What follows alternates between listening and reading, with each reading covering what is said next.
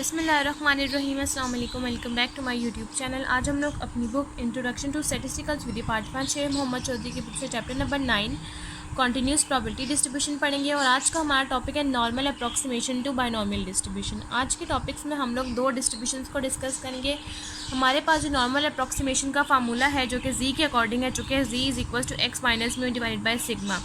हम लोग इस फार्मूले के अकॉर्डिंग इसको बायनॉमियल डिस्ट्रीब्यूशन के आपके पास जो इसका मीन और वेरिएंस आएगा उसमें कन्वर्ट कर देंगे। वो कैसे करेंगे वो हम लोग पढ़ते हैं। सबसे पहले आप लोगों के पास जो स्टैंडर्ड नॉर्मल अप्रॉक्सीमेशन का फार्मूला है वो है Z is equal to X minus mu divided by sigma.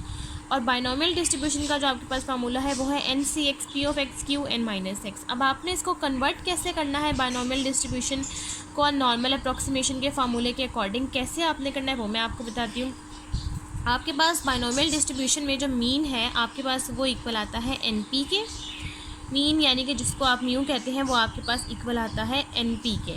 और जो आपके पास सिग्मा स्क्वायर जिसको आप लोग वेरिएंस कहते हैं वो आप लोगों के पास इक्वल आता है एन पी क्यू के। और अगर आप इसी का अंडर रूट ले लें यानी कि सिग्मा जिसको आप स्टैंडर्ड डेविएशन भी कहते हैं वो आपके पास इक्वल आ जाएगा एन पी क्यू के। अब आप लोगों ने सिंपल करना क्या है कि इसको अप्रॉक्सीमेशन में कैसे हम लोग कन्वर्ट करते हैं कि आपके पास ये जो स्टैंडर्ड नॉर्मल अप्रॉक्सीमेशन का जो फार्मूला है Z is equal to X minus mu divide by sigma, आपने यहाँ पर म्यू और सिग्मा की वैल्यू को पुट कर देना है।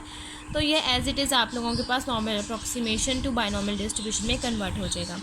जो आपके पास फार्मूला है वो है Z is equal to X minus mu की जगह पर आप लोग बायनॉमियल डिस्ट्रीब्यूशन का जो मीन है वो पुट करेंगे और स्टैंडर्ड डेविएशन की जगह पर जो आपके पास बायनॉमियल का स्टैंडर्ड डेविएशन है वो पुट करेंगे जो कि है under root N P Q. यहाँ तक आप लोगों के पास normal approximation to binomial distribution convert हो गया है। और उसके बाद जो आपके पास नॉर्मल डिस्ट्रीब्यूशन में जो म्यू और सिग्मा स्क्वायर होता है वो नॉर्मल अप्रॉक्सीमेशन के अकॉर्डिंग आपके पास म्यू होता है 0 और सिग्मा जिसको आप वेरिएंस कहते हैं वो होता है 1। और अगर आप लोग एक्सपेक्टेड वैल्यू ऑफ जी ले लेंगे तो वो आपके पास म्यू के अकॉर्डिंग आ जाएगा 0। और अगर आप स्टैंडर्ड डेविएशन ले लेंगे तो वेरिएंस ऑफ जी के अकॉर्डिंग इसका आंसर आ जाएगा आप लोगों के पास 1। अब हम लोग क्या करते हैं कि इस टॉपिक से रिलेटेड जितने भी एग्जांपल्स हैं हम लोग normal approximation to binomial distribution वो हम लोग डिस्कस कर लेते हैं। अब नेक्स्ट हम लोगों ने एग्जांपल नंबर 9.17 स्टार्ट करनी है जो कि पेज नंबर 375 के ऊपर है। इसकी आपके पास स्टेटमेंट है fair coin is toss 20 times. आपके पास एक कॉइन है जो कि 20 टाइम टॉस हुआ है। Find the probability that the number of heads occurring is between 10 and 14 inclusive by using the part 1 है आपके पास द बायनॉमियल डिस्ट्रीब्यूशन, पार्ट 2 है आपके पास normal approximation to binomial distribution. सबसे पहले आप लोगों ने क्या करना है कि आपके पास यहाँ 20 टाइम्स जो है ये आपके पास n की वैल्यू है। आपने फर्स्ट पार्ट में बायनॉमियल डिस्ट्रीब्यूशन के फार्मूले के अकॉर्डिंग इसको सॉल्व करना है। उसके बाद आपके पास ये जो x की वैल्यूज़ हैं बिटवीन 10 से लेकर 14 तक जो है ये आपके पास x की वैल्यूज़ आ जाएंगी। सेकंड पार्ट ए में आप लोगों ने बायनॉमियल डिस्ट्रीब्यूशन अप्लाई करना है और पार्ट बी में आप लोगों ने जो मैंने आपको normal approximation to binomial distribution का फार्मूला लिखवाया है आप लोगों ने वो अप्लाई करना है। अब हम लोग एग्जाम्पल नंबर 9.17 को स्टार्ट करते हैं और इस पूरे एग्जाम्पल को हम लोग सॉल्व कर लेते हैं।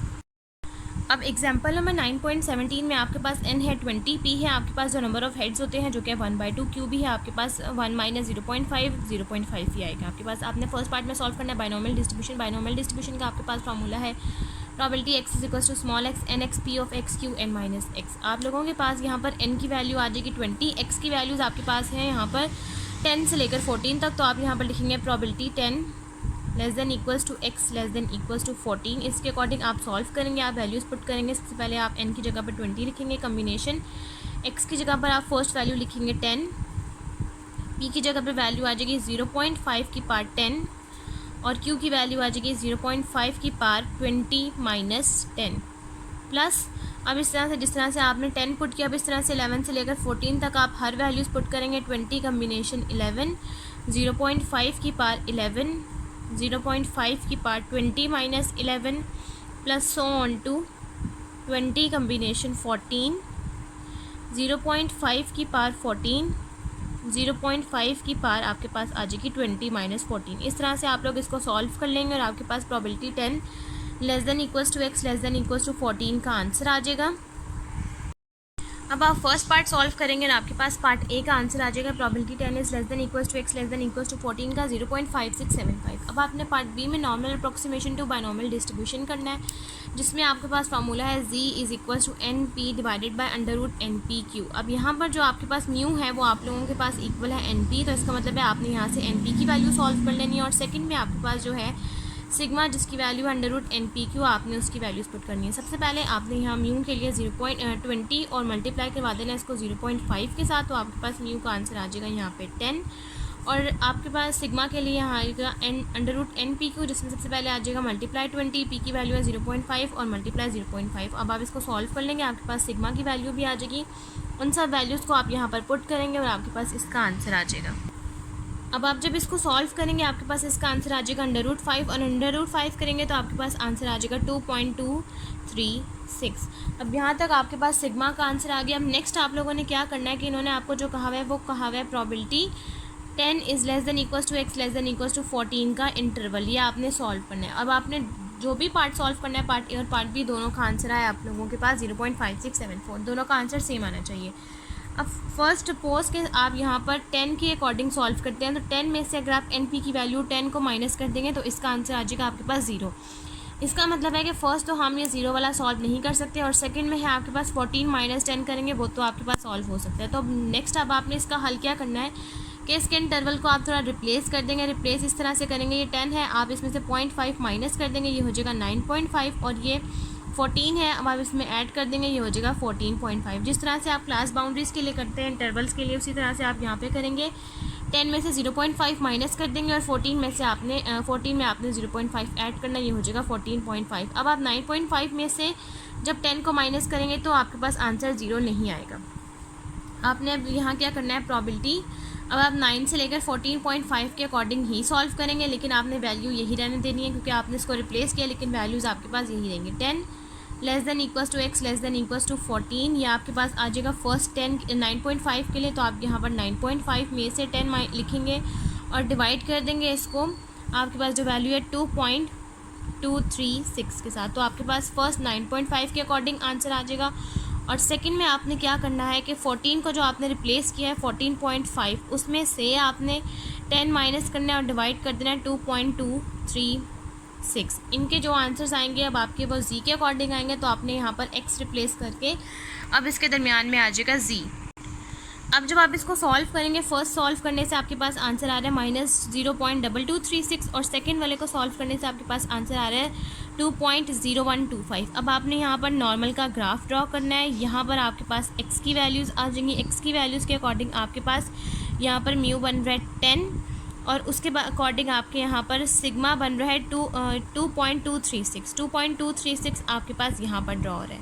और अब आप नीचे क्या करेंगे, अब आप z के अकॉर्डिंग ड्रॉ करेंगे। z के अकॉर्डिंग आपके पास म्यू आ रहा है, यानी कि आपके पास जो मिड में आएगा वो आएगा 0, और आपके पास वन साइड पे वैल्यू है -0.2236, और आपके पास राइट साइड पे वैल्यू है 2.0125। इसका मतलब है कि आपके पास जो एरिया शेड होगा ये मिड वाला एरिया शेड होगा। अब आपने इसके इनके क्लासेस को डिवाइड कर देना। अब आपने इसको जब डिवाइड करना है probability 10 less than equals to x less than equals to 14, अब आपने इसको स्प्लिट कैसे करना है, फर्स्ट आपने -0.2236 से फर्स्ट पार्ट को स्प्लिट कर देना, और सेकंड में आपने 0 से लेकर 2.0125 को स्प्लिट कर देना। ये आ जाएगा probability -0.2236 less than equals to z less than equals to 0 plus probability 0 less than equals to z less than equals to 2.0125। अब आपने क्या करना है कि टेबल आपने देखना है, उसमें 0.2 को आपने 2 में देखना है, और यहाँ पर आपने 2.0 को 1 में देखना है। ये है आपके पास स्टैटिस्टिकल टेबल की बुक। इसमें अब आपने क्या करना है कि जब आपके पास यहाँ मेंशन होगा a under the standard normal curve from 0 to z, इस वाले को आपने यूज़ करना है। फर्स्ट आपने 0.2 को 2 में देखना है, उसके अकॉर्डिंग आपके पास आंसर आ जाएगा 0.0871। ये आपके पास फर्स्ट के लिए आंसर आ जाएगा, और सेकंड के लिए आपके पास है 2.0 को आपने 1 में देखना है। तो आप जब 2.0 को 1 में देखेंगे तो आपके पास आंसर आ जाएगा 0.4778। इन दोनों वैल्यूज़ को आपने लिखना है और इन दोनों वैल्यूज़ को आपने ऐड कर लेना है, और आपके पास इस पार्ट का आंसर आ जाएगा।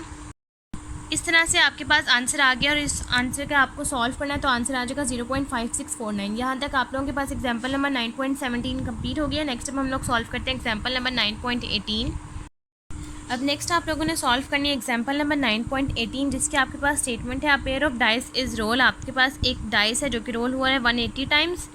Use the normal approximation method to find the probability that a total of 7 occur. आपने नॉर्मल अप्रॉक्सीमेशन यूज़ करना है मेथड, लेकिन उन्होंने नहीं बताया कि आपने बायनॉमियल के अकॉर्डिंग करना है, लेकिन किसके अकॉर्डिंग करना है, लेकिन आपने बायनॉमियल के अकॉर्डिंग ही करना है, क्योंकि ये आपका टॉपिक बायनॉमियल के अकॉर्डिंग ही है। उसके बाद आपके पास इन्होंने कहा है कि आपने प्रोबेबिलिटी वो फाइंड करनी है कि आपके पास उस टोटल करें तो आपके पास 7 आंसर आए। फर्स्ट पार्ट में है एटलीस्ट 25 टाइम्स, कि आपके पास 25 और 25 से बड़े टाइम्स तक आपके पास डाइस रोल हो रहा है। पार्ट बी है आपके पास बिटवीन 33 एंड 41 टाइम्स, कि आपके पास जो डाइस रोल हो रहा है वो 33 से लेकर 41 टाइम्स तक रोल हो रहा है। इंक्लूसिव का मतलब ये है कि आपने इसका बाउंड्रीज़ बना देनी है, बाउंड्रीज इंटरवल्स बना देना है, यानी कि आपके पास जो वैल्यूज़ है, फॉर एग्जांपल लेट्स सपोज आपके पास यहाँ पर 25 है, तो 25 में से आपने 0.5 को माइनस कर देना है, तो ये आपके पास बन जाएगा 24.5। यहाँ बिटवीन 33 है, तो 33 का आप इंटरवल बनाएंगे तो ये बन जाएगा 32.5, और ये इसका बन जाएगा 40.5। और थर्ड पार्ट है आपके पास एग्जैक्टली 30 टाइम्स है, तो इसका भी आप इंटरवल बनाएंगे। एग्जैक्टली 30 टाइम्स का इंटरवल आप लोग इस तरह से बनाएंगे कि एक दफ़ा आपके पास आ जाएगा 29.5 और नेक्स्ट टाइम आपके पास आ जाएगा 30.5। अब इस क्वेश्चन को हम एग्जाम्पल को सॉल्व करते हैं। अब सबसे पहले एग्जाम्पल नंबर 9.18 में आपके पास n की वैल्यू है 180। उसके बाद आपके पास डाइस थ्रो हो रहा है, इसका मतलब कि 2 डाइस थ्रो हो रहा है, तो उसकी प्रोबेबिलिटी है आपके पास टोटल डाइस के अकॉर्डिंग 36 आपके पास टोटल सैम्पल्स आते हैं डाइस में। आप लोगों ने इन्होंने आपको कहा है कि आप लोगों ने सॉल्व करना है टोटल ऑफ 7 अकर्स, कि आपके पास टोटल करें तो 7 आए। अब जो आपके पास 2 डाइसेस की प्रोबेबिलिटी होती है उसमें 16 को टोटल करें तो 7 आता है, 25 को टोटल करें 7 आता है, 3 4 4 3 5 2 और 6 1, इन सबको टोटल करें तो आपके पास 7 ही आता है। और ये टोटल वैल्यूज़ हैं 6, तो 6/36 आपके पास पी की वैल्यू आ जाएगी 0.166। 1 माइनस 0.166 करेंगे आपके पास क्यू की वैल्यू आ जाएगी 0.8334। अब नेक्स्ट आपने बाय नॉर्मल अप्रॉक्सीमेशन के अकॉर्डिंग इसके फर्स्ट, सेकंड और थर्ड पार्ट सॉल्व करना है। फर्स्ट पार्ट है एटलीस्ट 25। इंक्लूसिव मेथड के अकॉर्डिंग आपने इसकी बाउंड्री बना देनी है। उससे पहले आप लोगों ने क्या करना है कि नॉर्मल अप्रॉक्सीमेशन में जो आपके पास म्यू और सिग्मा की वैल्यू यूज़ हो रही है आप लोगों ने वो फाइंड कर लेनी है। नॉर्मल अप्रॉक्सीमेशन के फार्मूले के अकॉर्डिंग आपके पास इसका फार्मूला है x minus N P divided by √NP/Q। आपके पास म्यू इक्वल है NP और सिग्मा आपके पास इक्वल है √NP/Q के। आप वैल्यूज़ पुट करेंगे, आपके पास म्यू की वैल्यू आ जाएगी 29.98 अप्रॉक्सीमेटली इक्वल टू 30, और सिग्मा सॉल्व करेंगे आपके पास सिग्मा का आंसर आ जाएगा 4.999 अप्रॉक्सीमेटली इक्वल टू 5। अब आपने इस फार्मूले के अकॉर्डिंग वैल्यूज़ पुट करनी है z is equal to x minus 30 divided by 5। अब आपके पास फर्स्ट पार्ट में है एटलीस्ट 25 टाइम्स। एटलीस्ट 25 टाइम्स का मतलब है कि आपने 25 से ग्रेटर लेनी है।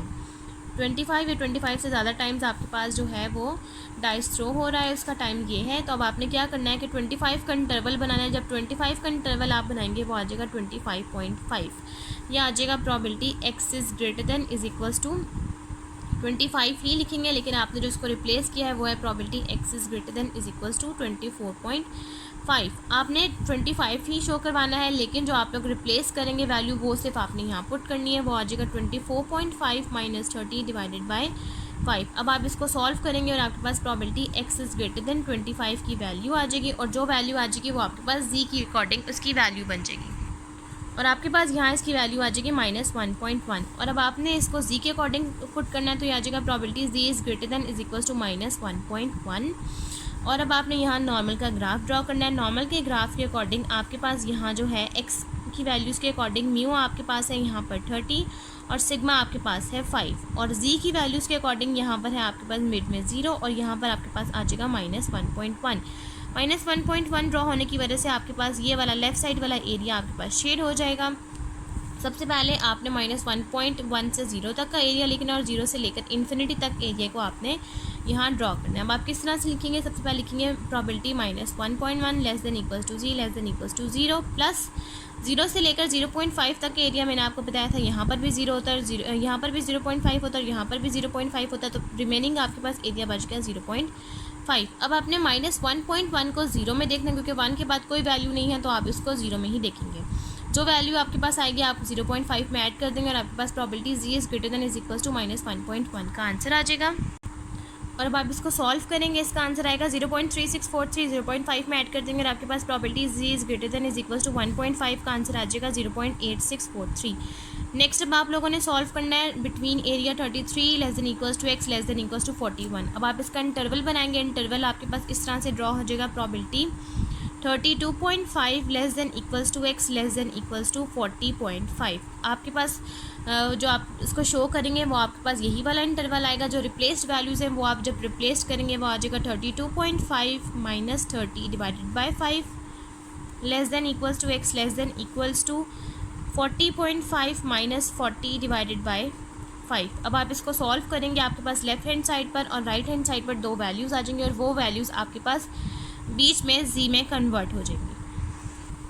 इस तरह से आपके पास फर्स्ट को सॉल्व करेंगे 0.5 आएगा और सेकंड को सॉल्व करेंगे 2.3 आ जाएगा और इसको आप प्रॉबिलिटी की एरिया में लिख देंगे। अब नेक्स्ट आपने क्या करना है कि यहाँ नॉर्मल का अगेन उसी तरह से ग्राफ ड्रॉ करेंगे। मैं आपको सिर्फ एक्स वाला तो मैंने आपको बनाकर दिखा दिया, अब मैं आपको सिर्फ जी वाला दिखाती हूँ। जी वाले के लिए आप यहाँ सेंटर में 0 ड्रॉ करेंगे, यहाँ जी आ जाएगा 0.5 आपके पास 0 के साथ ही आ रहा है, यहाँ आ जाएगा 0.5 और उसके बाद आपके पास 2.3 भी इसके साथ आ जाएगा। 0 से लेकर 2.3 वाला जो एरिया है इसको आप शेड कर देंगे। फर्स्ट आपने डिवाइड इस तरह से करना है कि 2.3 दोनों वैल्यूज़ राइट हैंड साइड पे हैं और 2.3 इसमें से बड़ी है, तो फर्स्ट आपने 0 से लेकर 2.3 वाली वैल्यू लिखनी है और उसके बाद आपने 0 से लेकर 0.5 वाली वैल्यू लिखनी है। इस तरह से लिखनी है। आपने यहाँ करना है probability 33 less than equals to x less than equals to 41 is equals to probability 0 less than equals to z less than equals to 2.3 minus probability 0 less than equals to z less than equals to 0.5। अब first आपने क्या करना है कि 2.3 को 0 में देखना है, आपके पास एक वैल्यू आएगी। नेक्स्ट 0.5 को 0 में देखना है, आपके पास सेकंड वैल्यू आएगी। जो दो वैल्यूज़ आएंगे आपने दोनों को आपस में माइनस कर देना और आपके पास probability 33 less than equals to x less than equals to 41 का आंसर आ जाएगा। अब आप इसको इस तरह से सॉल्व करेंगे। फर्स्ट वैल्यू आ जाएगी 0.4893, सेकंड वैल्यू आ जाएगी 0.1915। दोनों की वैल्यूज़ को आपस में माइनस कर देंगे, आपके पास इसका आंसर आ जाएगा 0.2978। यहाँ तक आप लोगों के पास सेकंड पार्ट भी सॉल्व हो गया। अब हम लोग इसका थर्ड पार्ट सॉल्व करते हैं जो कि है एग्जैक्टली 30 टाइम्स का भी आप इंटरवल बनाएंगे। फर्स्ट आपके पास आ जाएगा 29.5 और सेकंड आपके पास आ जाएगा 30.5। उस पूरे इंटरवल्स को आप एज इट इज़ इसी तरह से सॉल्व करेंगे। जी की आपके पास दो वैल्यूज़ आ जाएंगी, उन वैल्यूज़ को आप लोग इसका एरिया में देखेंगे और इस तरह से नॉर्मल के अकॉर्डिंग इसको सॉल्व करेंगे। और मैं पूरा थर्ड पार्ट सॉल्व करके फिर मैं आपको दिखाती हूँ। अब इस तरह से आप इसको सॉल्व करेंगे, आपके पास इसका आंसर आ जाएगा -0.1 less than equals to z less than equals to 0.1। और उसके बाद आपने क्या करना है कि यहाँ पर आप लोग -0.1 को 0 में देखेंगे, आंसर आ जाएगा 0.0398। दूसरी वैल्यू भी देखेंगे वो भी सेम आएंगी, इन दोनों वैल्यूज़ को आप ऐड कर देंगे, आंसर आ जाएगा 0.0796। यहाँ तक आप लोगों के पास एग्जाम्पल नंबर 9.18 कंप्लीट हो गई है और ये जो टॉपिक है normal approximation to binomial distribution यहाँ तक कंप्लीट हो गया। नेक्स्ट जब हम लोग न्यू टॉपिक स्टार्ट करते हैं जो कि है normal approximation to Poisson distribution. अब नेक्स्ट हम लोगों का न्यू टॉपिक है जो कि है normal approximation to Poisson distribution. अब सबसे पहले आप लोगों के पास यहाँ नॉर्मल अप्रॉक्सीमेशन का अगेन वही वाला फार्मूला आपने लिखना है जो कि स्टैंडर्ड नॉर्मल के अकॉर्डिंग वो है x minus mu divided by sigma. अब पॉइजन डिस्ट्रीब्यूशन का आपने यहाँ फार्मूला लिखना है। पॉइजन डिस्ट्रीब्यूशन का आपके पास यहाँ फार्मूला होता है Poisson distribution is equal to e की पावर माइनस म्यू की power x divided by x factorial.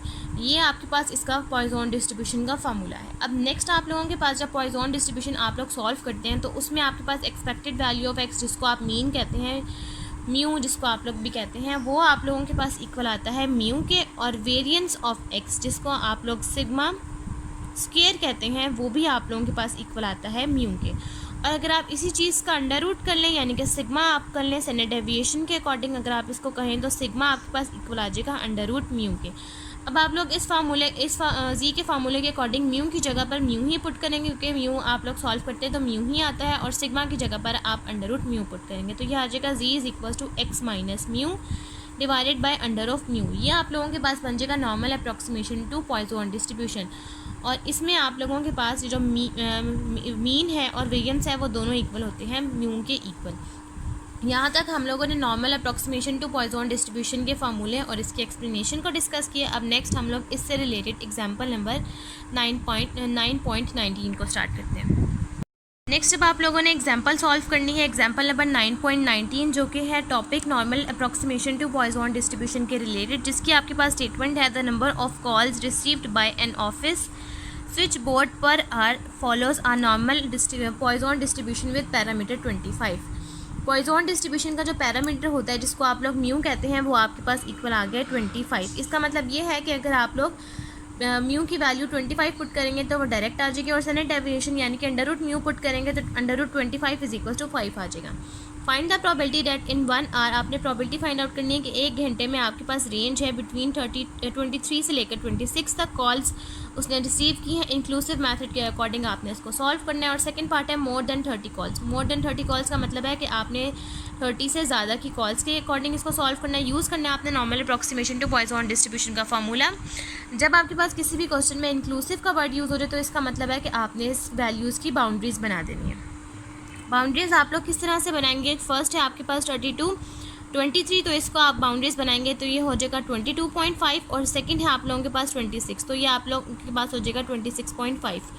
23 में से आप 0.5 को सब्ट्रैक्ट करेंगे और 26 में आप 0.5 को ऐड करेंगे। नेक्स्ट है आप लोगों के पास more than 30 calls. More than 30 calls का मतलब है कि आपने इस 30 के अंदर 0.5 को ऐड करना है, तो ये सिंगल वैल्यू बनेगी, ये बन जाएगा 30.5। यूज़ करना है normal approximation to Poisson distribution. अब हम लोग इस एग्जाम्पल को स्टार्ट करते हैं और पूरी इस एग्जाम्पल को सॉल्व कर लेते हैं।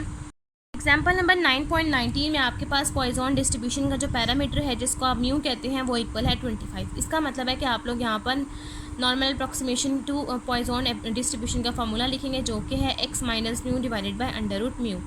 अब इस जगह पर जब आप 25 पुट करेंगे तो वो एज इट इज़ आ जाएगा, और नीचे जब आप अंडर रूट 25 करेंगे तो उसका आपके पास आंसर आ जाएगा यहाँ पर 5। यह आ जाएगा x माइनस 25 डिवाइडेड बाय 5।